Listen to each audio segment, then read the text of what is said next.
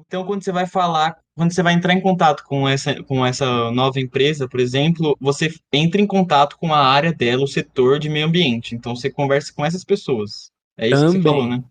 Também, Também. depende muito. Por exemplo, no CDP. O CDP tem uma estrutura bem legal e eu consigo falar bastante do CDP porque, enfim, porque eu trabalhei quase 4 anos lá, então vou usar bastante exemplos deles. O CDP ele tem duas linhas de trabalho muito fortes. Uma linha de trabalho é o trabalho com o investidor e uma outra linha de trabalho é o trabalho com o cliente. Então, o investidor, esse argumento de pedir que a empresa faça coisas, porque, pô, ele está dando dinheiro para a empresa, então está investindo na empresa.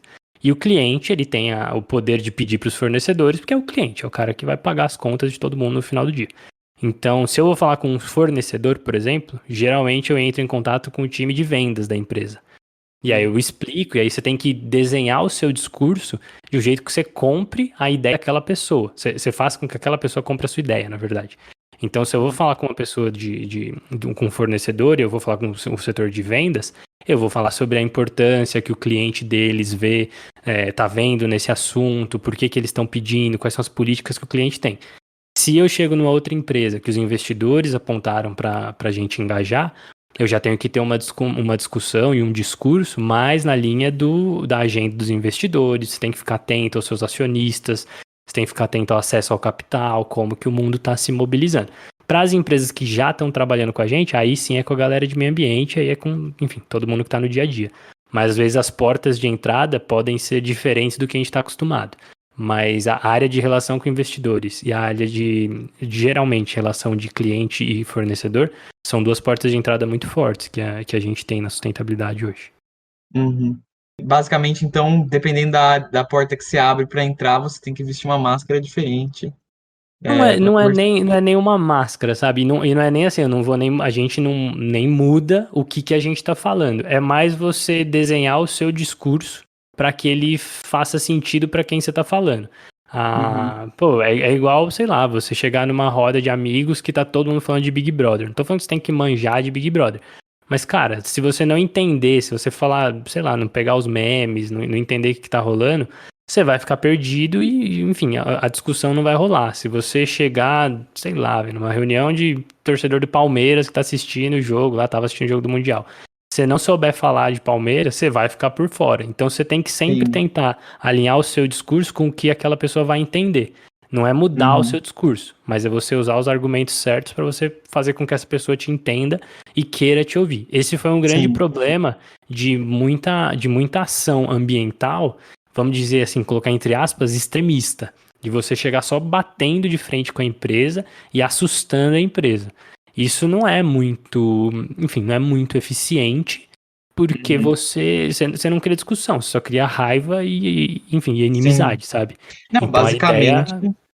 basicamente qualquer relação humana, se você tiver essa abordagem, não dá certo, porque a primeira impressão que a pessoa vai ter, ela vai prestar mais atenção na bronca do que no realmente do que você está falando. Então não é um jeito nada efetivo de Exatamente. abordar alguém e nem uma empresa, Exatamente. né? E aí a gente tenta sempre, enfim, na vida a gente vai tentar sempre fazer isso. Antes de trabalhar com essa parte de sustentabilidade, eu trabalhava com licenciamento ambiental. Licenciamento ambiental é você tirar as licenças de implantação, de operação, licença prévia das empresas. Você tem que falar com a galera da engenharia, a galera da construção, a galera da implantação. Você tem que explicar o porquê que você quer, o que você precisa. Eu preciso deixar uma área aqui de APP em volta desse reservatório, dessa hidrelétrica, mas tem que trazer a razão para que aquela pessoa entenda. Pô, no final do dia, se a gente não tiver isso, a usina não vai poder operar. Se você falar que é para você manter as características ecossistêmicas do corpo hídrico, o cara vai ficar olhando para você, a mina vai ficar olhando para você e falando, meu, por que você tá falando isso? Então você tem que sempre alinhar o seu discurso para evitar você ser o famigerado ecochato. Você de fato Hã? trazer o lado ambiental de um jeito útil e aplicado para aquela pessoa. Mas eu imagino que deve ser bem trabalhoso para você ter que ficar ligado em cima de todas as pautas que você tem que montar o seu discurso em cima, né? Conforme com Esse é quem o você for. segredo. Esse é o segredo. Cada reunião é uma reunião, cada reunião você tem que começar do zero, você tem que estudar a empresa, você tem que estudar quem que você está falando. Obviamente você começa a aprender jeitos. Então você tem que começar a estudar, pô, vou falar com o gerente de vendas dessa empresa. Ou então vou tentar convencer o cliente para ele convencer os fornecedores deles de o fornecedor dessa empresa, enfim, de cuidar de mudanças climáticas, de água, de floresta, qualquer coisa. Como que você vai fazer isso? Você vai falar pro cara de compra, se você começar a falar que o mundo tá acabando, que todo mundo tem que se abraçar, tem que estar todo mundo feliz e tal, o cara não tá nem aí, ele quer saber como que ele vai comprar matéria-prima do jeito mais barato e que a empresa vai continuar operando. Então você tem que falar, ó, o seu fornecedor, se ele não olhar para mudança climática, para risco climático agora, ele pode estar em risco e daqui a 10, 15 anos ele não vai existir para te fornecer. Então como que a gente pode trabalhar junto? Aí o cara, opa, eu quero garantir que meus fornecedores estão ali para sempre, para não ter que fazer todo o rolê de achar fornecedor de novo. Então você tem que sempre argumentar do jeito certo para você fazer com que a pessoa compre a sua ideia. Da hora, da hora.